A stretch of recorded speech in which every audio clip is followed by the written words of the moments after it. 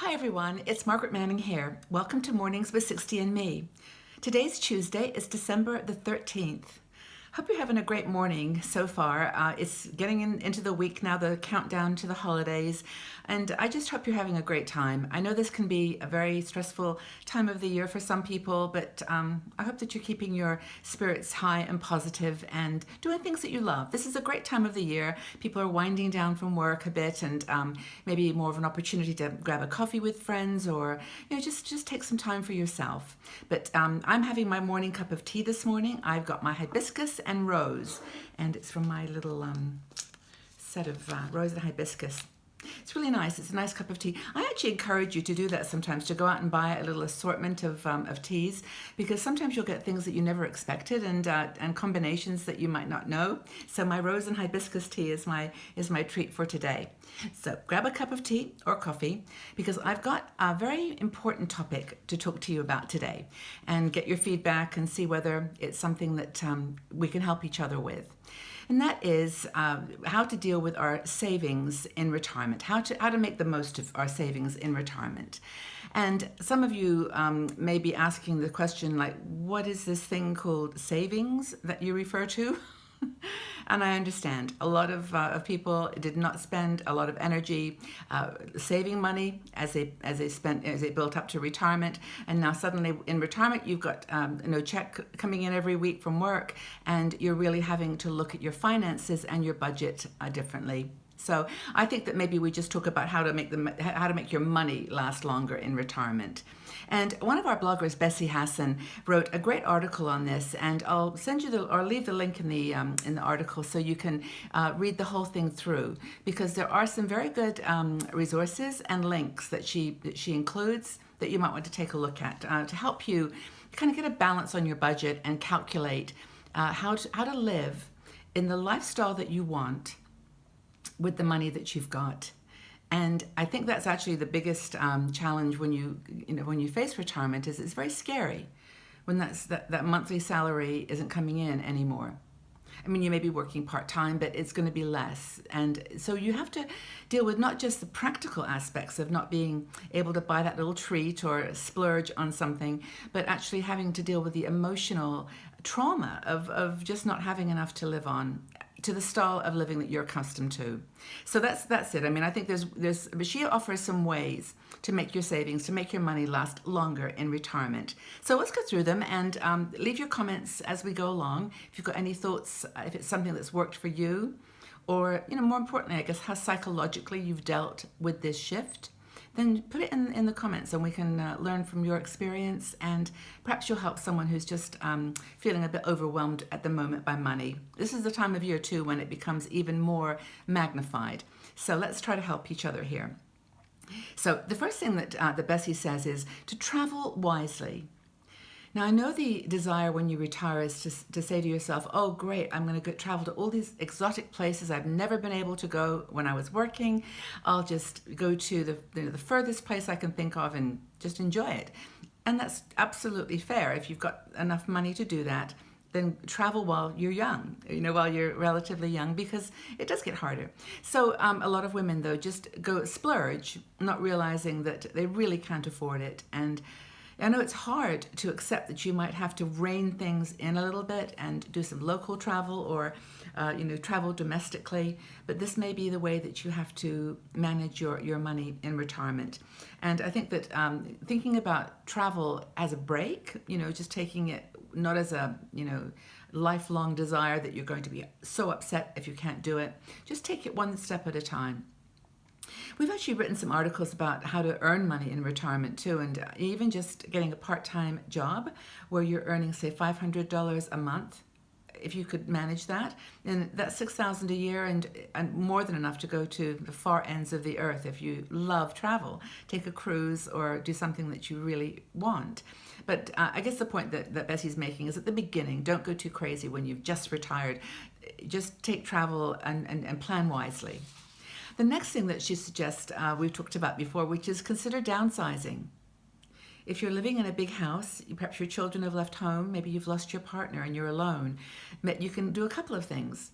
One is to obviously rent out a room, the Airbnb, and there's other infrastructure places. There's one called the Freebird Club now in United Kingdom, but they're all over, where you can rent a room to make a little extra money, or you can sell your house. Sell that. Maybe your mortgage is paid, you can sell it and take the extra money and make that your retirement savings. And then you can budget really well from a, when you've got a fixed amount that you can pull from.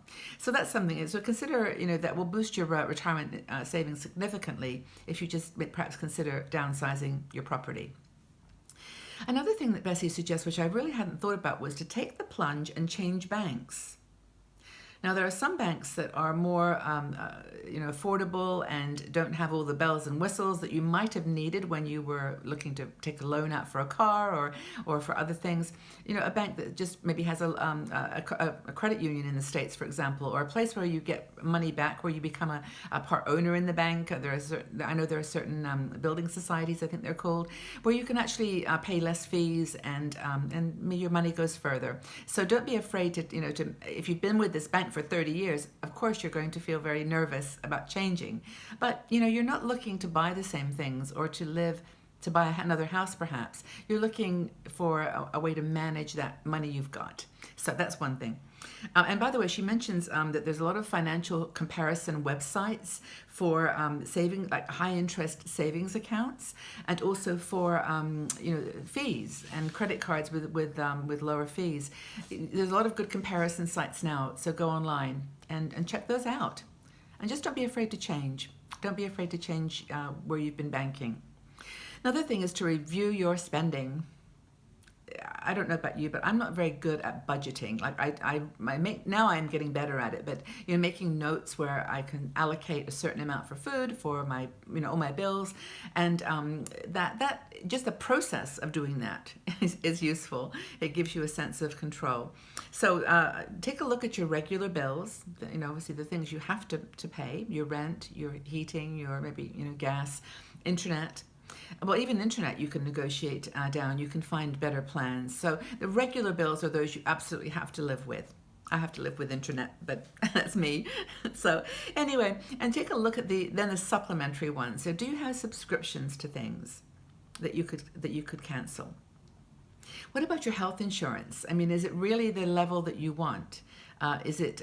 For example, you don't need pregnancy coverage when you're 60s. So, are there perhaps terms in your health policy that you could cut back on? So it's important to renegotiate and rethink all your subscriptions.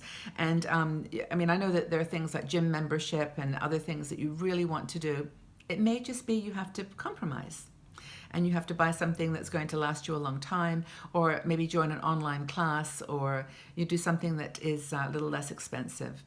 And for example, we have a yoga series of videos which are relatively inexpensive, so you can take them and watch them forever, and instead of going to a class every day that may cost you $20, $30. So there's some ways you can do different things to keep healthy, and that's super important. And a lot of communities have free gym lessons or workout Zumba classes, so or maybe for a small fee. So that's, I think, important to check out. Now, the final one that Bessie mentions is decluttering. And this is different than downsizing.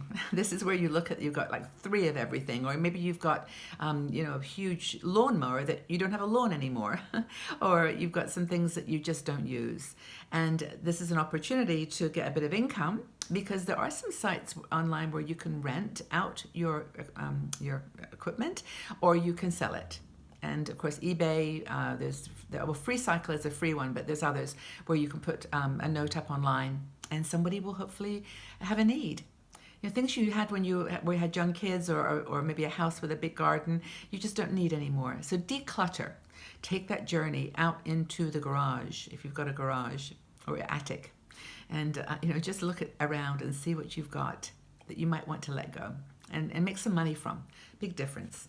And that's the other thing she mentions is to look at concession pricing, and don't be afraid to ask. That's my number one rule. just have a laugh with it. I mean, I was in Bath a few weeks ago, and I got on the bus. I always do the tours of buses, even if I've been to the city like 3 times. I always get on the round the city bus because I just think it's fun. I take a cup of tea or a little thermos of tea and a little chocolate bar or something, and I nibble as I get like refreshed on the city, the landscape, where things are. Anyway, I got on, and he was, of course, I looked so young that he didn't even offer. And I said, "Excuse me, but do you have any concessions for over 60s?"